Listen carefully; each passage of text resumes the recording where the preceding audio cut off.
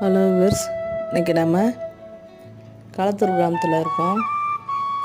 பாருங்கள் எவ்வளோ அழகாக இருக்குன்னு.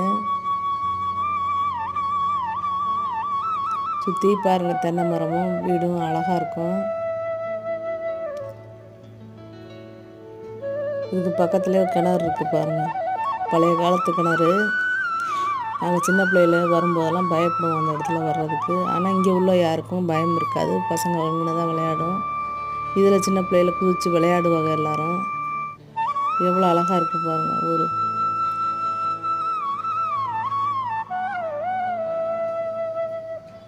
ஒரு நாளைக்கு ஃபுல் வீடியோவும் எடுத்து போடுறேன். பாருங்கள் எவ்வளோ அழகாக இருக்குன்னு.